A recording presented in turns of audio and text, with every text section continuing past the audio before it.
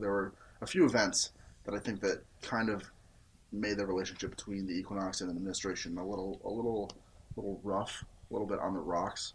Um, and I think that in the past year, it's really gotten tough, and it's just unfortunate to me because it's an important relationship for the journalism department to have, and it's an important relationship for administration to have. And I think the fact that it is where it is just unfortunate for both parties. So I guess I think the conflict between the Equinox and administration continues because I think in large part it's due to a lack of communication. I think that administration kind of gets an inaccurate idea of what our goal is as the student newspaper. Our goal is to report the facts, good or bad, whatever that is, we want to report the facts. And I think that administration sometimes has the idea that maybe we're out here to report the wrongdoings of the college and make the college look bad.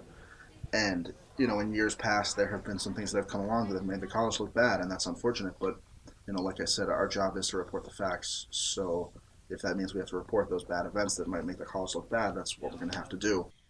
So you're asking me about when the misunderstanding among some of the faculty and staff has occurred.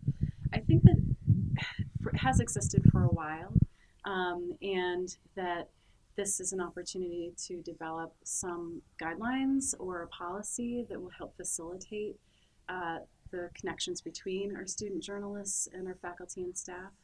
And so that is really where we're going, is developing a process that's going to benefit everybody.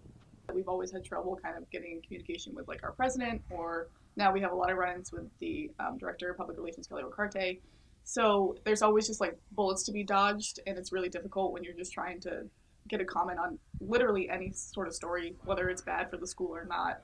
And you're trying to report to these students and be fair, but at the same time, they're not being there when you need them. So it's a really difficult situation.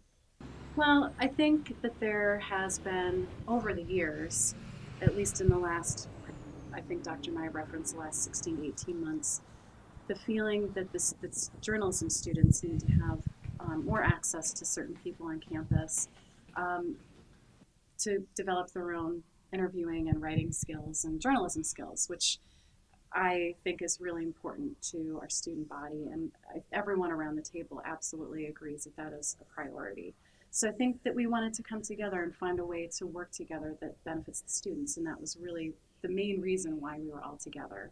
So I think freedom of the press and freedom of speech is just so important, especially when you're in a situation where the government could be corrupt, even on a campus level. Like if your administration isn't, being just to the rest of the students, having the press there to be able to report on what's actually happening, what's going on in the world and on campus and wherever you are, is a huge, huge importance to not only the community but to, for maybe the administration or the government or whoever to realize, well, maybe we're doing something wrong and maybe we need to have these voices be heard.